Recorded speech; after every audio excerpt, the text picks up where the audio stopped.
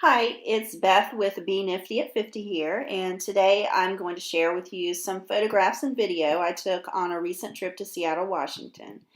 I visited the city for a work conference in November 2016, and a coworker and I took many trips through the city in the evenings after spending the day at our conference. We didn't get to see all that Seattle has to offer in our short time there, but we were happy with the things that we did get to experience, and I hope you enjoy what I have to share with you. My first photograph is of one of the most famous attractions in Seattle, the public market, or more specifically known as the Pike Place Market. From my hotel, I stayed at the Grand Hyatt. It's about a 6 block walk, and you make your way gradually sloping down toward the water in the marketplace, and it's fantastic to see the sunset there. The market was initially started by the city to provide support to folks in lower or homeless income situations, and those services are still provided, but it has become one of the most popular tourist destinations in Seattle.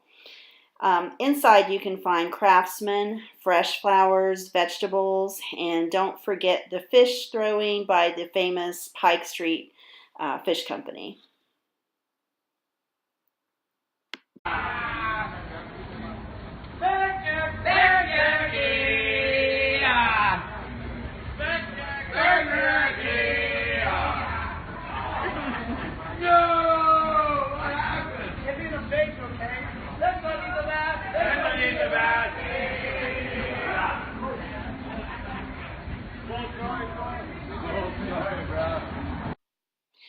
So while in Seattle, we followed the philosophy when in Rome, do as the Romans do, and we found out that hot dogs, quote unquote, the Seattle way, is on a toasted bun with caramelized onions and peppers with warm cream cheese.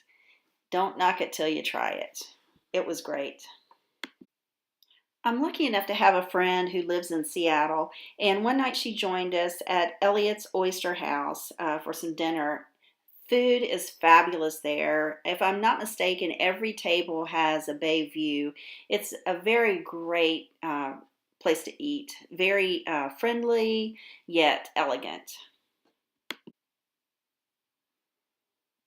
Within walking distance is the Ferris wheel and also the Seattle Aquarium. If you walk a few more blocks, you'll find the very first Starbucks. Our next stop was two of the nicest parks in Seattle, in my opinion, to get a skyline view.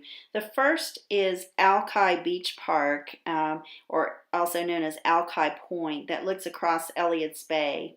And the other view is from Kerry Park, which is looking down upon the city from the Queen Anne district. The next few pictures was taken on the observation deck of the Space Needle. I think when you think of Seattle, you think of the Space Needle. It was built in 1961 for the 1962 World's Fair. Millions and millions of visitors have gone there, and we couldn't miss it. It was rainy, it was dark, it was cold, but I'm so glad that we went. I would do it all over again. This is a shot of the Washington Convention Center. There was some construction going on there, but beautiful nonetheless. This is a shot of the city view from my room at the Grand Hyatt. Our trip ended way too soon, as with every trip, but we did get to see a lot of the highlights. Here's some views of a layover in Chicago. I thought these were beautiful shots. And I'm just going to end with some closing thoughts of my trip. Some of the other things that I really enjoyed about the city that aren't necessarily tourist attractions, but were attractions for me.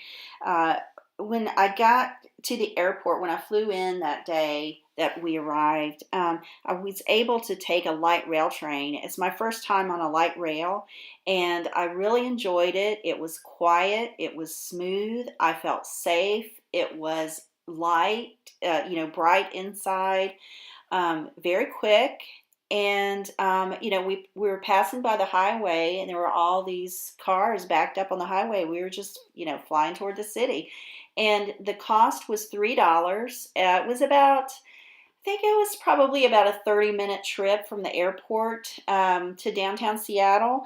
It dropped me off about 2.5 blocks from the hotel that I was staying in. It was very convenient. Another transportation mode that I took while I was there was the monorail. It was, I haven't done research yet, but it was probably built around the time of the Space Needle, probably for the World's Fair. It's kind of similar to the one at Disney. The seating is not the same as Disney, but it was kind of the same setup as far as the train.